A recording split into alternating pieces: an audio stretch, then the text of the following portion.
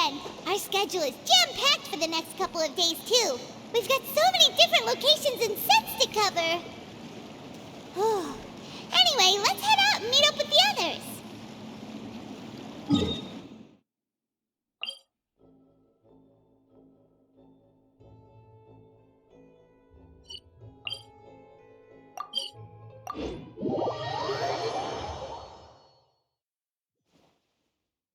Just then, the rain stopped. Or should it keep raining?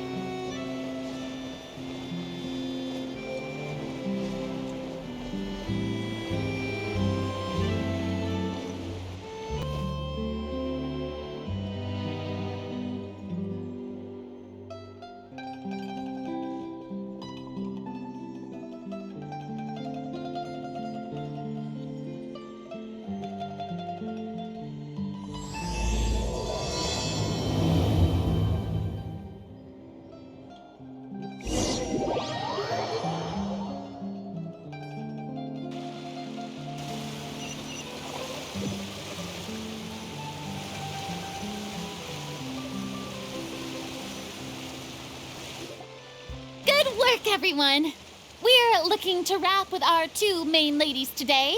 I can already smell our success. What do you mean, looking to rap?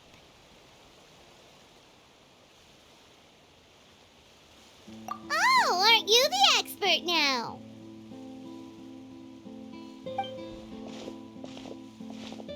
This upcoming scene is the two Musketeers' final confrontation with the Baron. There will be quite a bit of action, but no choreography beyond what we've already rehearsed. Anyway, get ready. Lights, camera, action! The view is beautiful tonight. It reminds me of that fateful night 10 years ago. And now that I've said it, I can even make out the faint fragrance of herbal tea in the air. Enough, villain! It's time that you pay for the death of our mother! My dear Iris, have you forgotten your manners? How can you speak like this to your own father? I'd sooner swallow all of my teeth than call you father. What did I expect? Seems the daughters have turned out to be just as obstinate as their foolish mother. In this world, Mora and status is everything. She thought she could blackmail me using her children and force me to grant her recognition and concessions? Ah, how naive can a woman be? Mother never asked a single thing of you. All she wished was for us to live a peaceful life, just like the others. It was you who personally brewed the poison of prejudice and sent Mother to her death. Compared to that deadly poison, the 2 bullets that will soon pierce through your heart will be like sweet mercy. And that's exactly why I said you're just as naive as her. Did you really think 2 muskets would be enough to defeat me? So let's see. What is stronger, Mora and power, or the 2 muskets in your hands? Get them! Tulip! There are too many of them! It'll be okay. We'll cover each other, Iris. And Mother will be watching over us, too. Embrace the ice! You asked for it!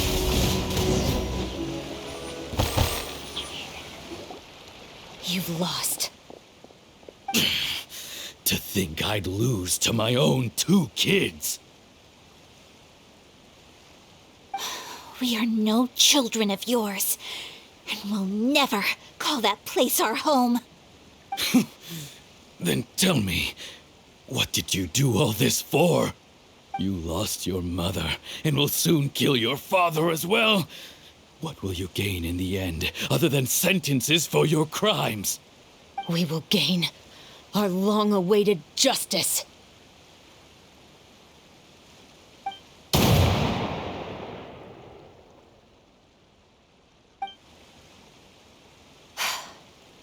It's over.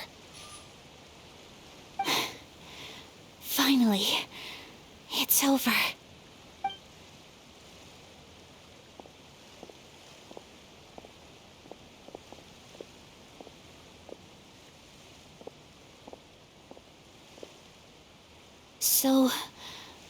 Where will you go now, Tulip? I'm not too sure, Iris. Maybe somewhere with lots of flowers? After all, Mother always did love going where the blossoms were. What about you? I want to go visit Mother's grave. Yeah, that's not a bad idea. Huh? Tulip, look! What is it? It's Mother's favorite, the rainbow rose. Look, it's blooming again.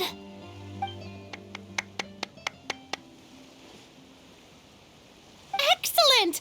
That was beyond mesmerizing. Even I didn't expect the scene to go so well. And we got it in a single take. All right, everyone. We've got a wrap for Tulip and Iris. Congratulations, Ayaka and Chevres! Thank you. I didn't expect our parts to wrap so quickly. I wish I could savor the experience for just a bit longer. Paimon totally understands. Paimon's not ready to say goodbye to the clapperboard either. Filming has really been a lot of fun. You were great too, Chevres. The way you said, long-awaited justice. It gave Paimon chills. That is indeed my favorite line in the whole book. I still remember trying to act it out in my room the first few times I read it. Whoa, Paimon would have never guessed you're that type. Who doesn't like stories where the guilty are punished and justice prevails over evil? Don't forget, I'm the captain of the Special Security and Surveillance Patrol. Captain, I have something urgent to report. Please excuse me, everyone. I'll be back in just a moment. It's okay, don't worry about us.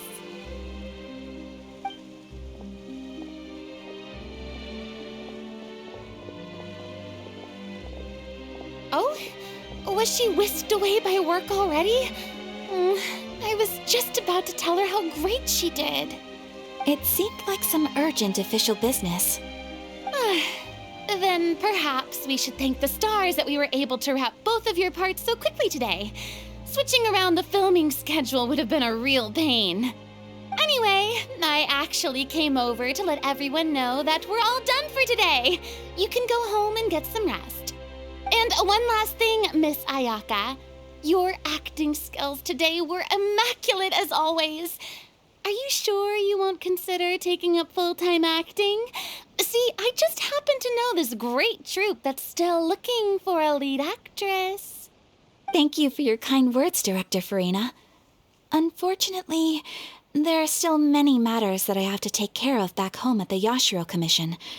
I cannot remain in Fontaine to pursue an acting career. Nevertheless, I will make sure to treasure this incredible opportunity in my heart. Oh, that's a shame, but I understand. Just let me know if you ever change your mind. I believe it's also about time for me to take my leave. But hopefully I'll see you on set over the next few days. Even though my part's wrapped, I'd still like to swing by and help out the crew. See you tomorrow, Traveler and Paimon. Yep, see you tomorrow. Well, what should we do next? Maybe we'll go investigate the case some more with Chevres today. Traveler, Paimon, please come with me. Huh? Where are we going? You could say that our ship has finally chanced upon one of those small, remote islands of intel.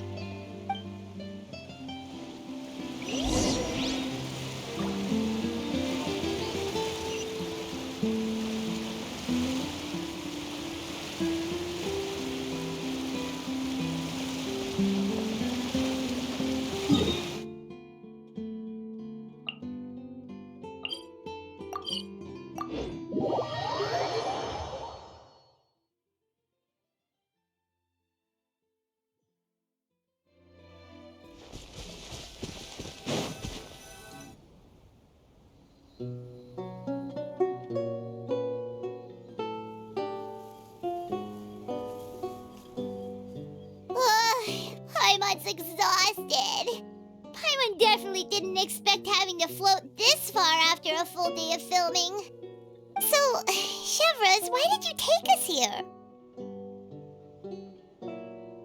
Affirmative. It wasn't anything conclusive, but it should show us a clear way forward. Have you ever heard of someone by the name of Emily? Oh, you mean that famous perfumer? She's a good friend of mine. She's lent me her aid several times in the past to resolve some difficult cases. After I discovered the rainbow rose at the scene of the murder, I sent it to her. After all, she's probably the foremost expert on flowers and scents in all of Fontaine. And then? There was nothing remarkable about the flower or the trace amounts of soil left on it. But according to Emily, the rainbow rose left by the killer was derived from a very rare cultivar. Huh. Paimon didn't know that there were different varieties of rainbow rose. Paimon just thought they grew everywhere in the wild. Flowers that are deliberately cultivated will always show some different features from those that bloom in the wild. We already knew that the rose left at the scene belonged to a special cultivar, but with Emily's expertise, we were able to pinpoint the place where it was first picked from. Oh, Paimon gets it now. So whoever first planted that rainbow rose was probably the killer. Precisely. And after we checked what we learned against some sales records from the past, we discovered that there's only one person in all of Fontaine who could grow and sell this specific cultivar. Really? And who is it? It's the novelist. But didn't you say he had an alibi? To be clear, I haven't changed my mind about him. I still don't think he was the one who pulled the trigger. However, that doesn't mean the true culprit never visited him at his home or never purchased a rainbow rose from his garden. Whatever the case, we will have to confirm a number of things with him. So you mean the next place we need to go is... Yes, we're going to pay him a visit at his home.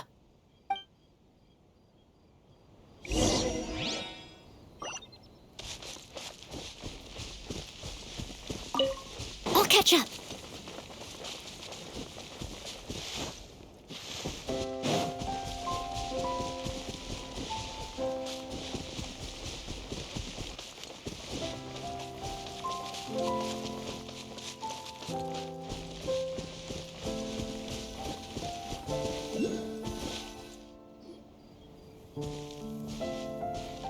That should be his house. There are so many Gardamex stationed around the place. That's pretty unusual, right? According to what he told me last time we spoke, he hired them so he won't be harassed or disturbed. Huh. So there are a lot of flowers in his garden, but Paimon doesn't think we'll be able to pick one without alerting the Gardamex. Right, which is exactly why I think there has to be a special connection between him and the killer. So, should we knock? Just wait here for now. I'd like to take care of a number of those Gardamex first. But they're so far away. How are you planning to do that? Don't forget, Paimon, I'm actually the real-life captain of the Musketeers.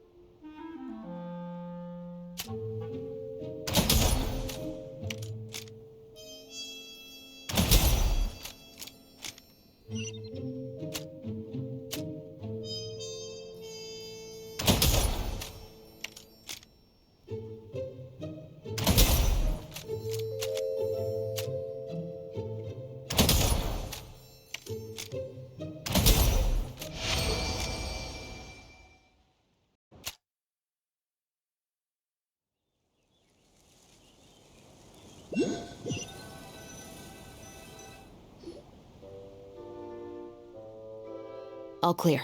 Let's go. Wait! Paimon's a little nervous now that we know he could be the killer. Can we go over our plan of action again? I'll go knock on the door and make sure it's safe inside. Once we're sure that we're in the clear, I'll ask him to come with us for a quick round of questioning at the guard's headquarters. But Can't we just arrest him? We still have no evidence that he's the killer, or that he lent the killer any direct aid. Still, it would be appreciated if you could pick a rainbow rose from his garden for me while I'm talking to him.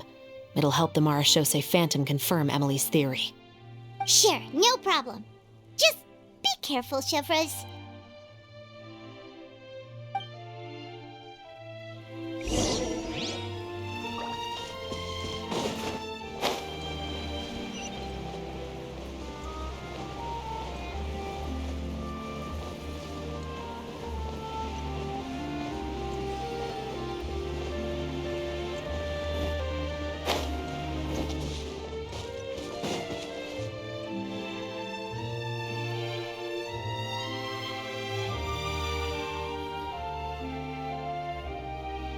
Excuse me, Mr. Baptiste, are you home?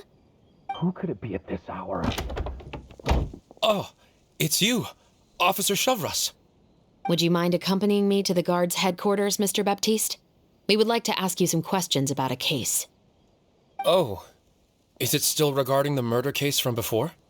I cannot confirm or deny that at this time. So it is then. Listen, I need you to come with me, Mr. Baptiste. Miss Chevres, I'll save you the trouble. Oh, and you two over there? There's no need for you to pick my flowers either. It's not time for them to bloom yet. Oh! Okay.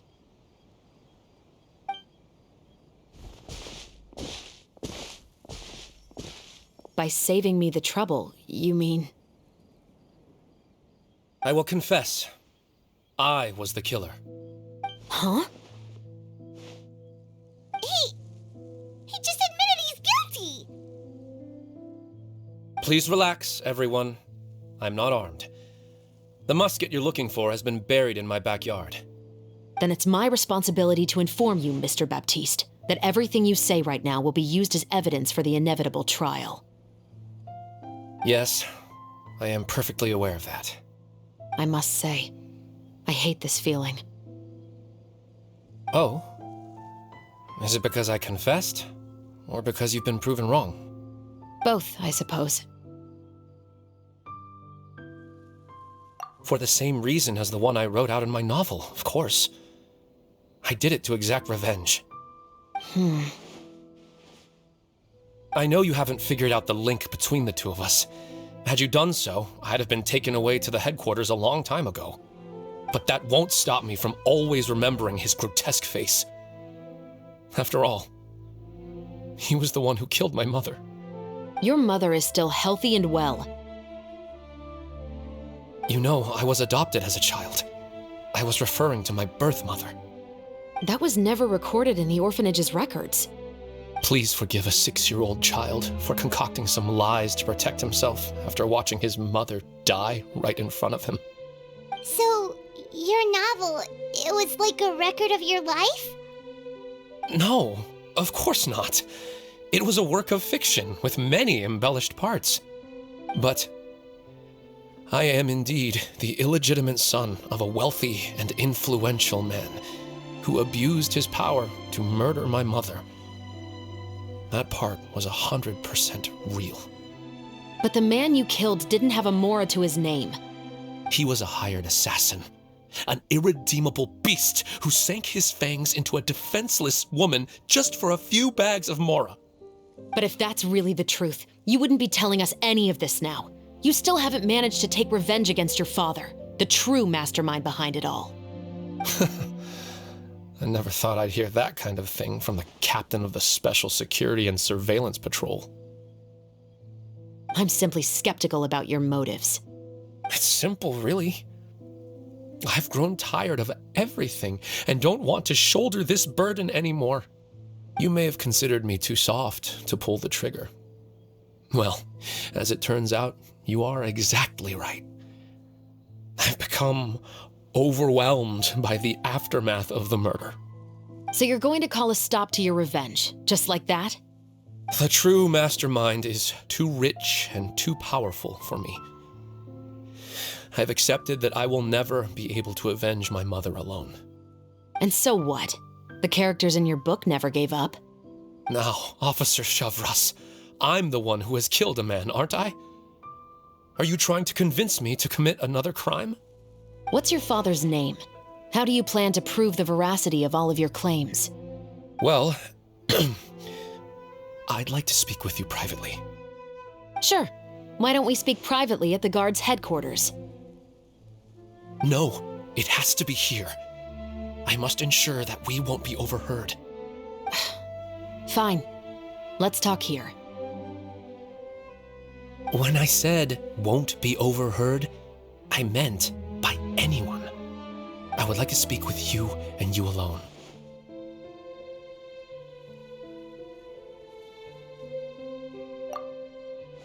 Thanks. I appreciate it. Please stay safe, Shavras.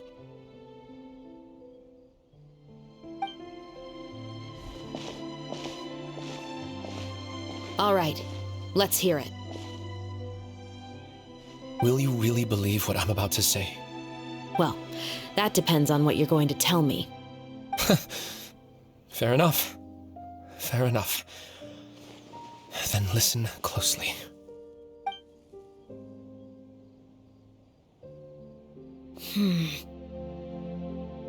So that's how it's all connected. So, it seems you believe me after all. Do you want me to go public with this? No, of course not. At least, not right now. Then why did you bother telling me? You've read my work. What do you think? Even if you were to go public with all of this right now, he'd simply deny everything. It's been too long. Almost 20 years. Anything that could be used as evidence has long faded away. Even if there might have been a solitary island of truth once upon a time, it has long sunk beneath the waves by now. Justice will never find him. Not if you don't try. I know that as the captain of the Special Security and Surveillance Patrol, you will always stand on the side of justice. But do you really think a cushy life in prison really constitutes justice for him? I bet he could lead an extremely comfortable life in the fortress of Meripede. What are you trying to say? I've been observing you from a distance. Your portrayal of the musketeer was exquisite. Pull the trigger of justice against him. Let the villain get what he deserves. You want me to let you go so you may complete your revenge? No, Officer Shavras. I know that would be impossible. No. What I'd like is for you to perform the deed on my behalf. Oh, Shavras sure is taking her time. What could they be talking about anyway? Oh, Paimon's worried. What if he decided to attack her?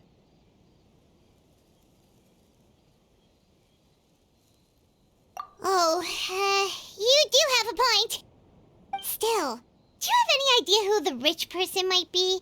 And why the novelist doesn't want us to hear what he's saying to Shavras? Sorry to keep you waiting, you two. Hey, how did your talk go? I've already sent someone to escort Baptiste back to the headquarters for questioning. He wasn't lying about the musket. It was indeed buried in his backyard. But what about the name? Did he tell you the name of the rich guy? Yes, he did. But for now, I have to return to the Special Patrol. There are still a few loose ends I need to tie up.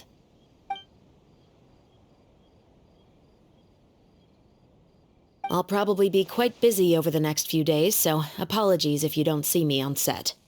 All right, Paimon understands if you can't tell us everything you know. We'll just keep an eye on the Steambird then. Actually, there's still something else I need your help with.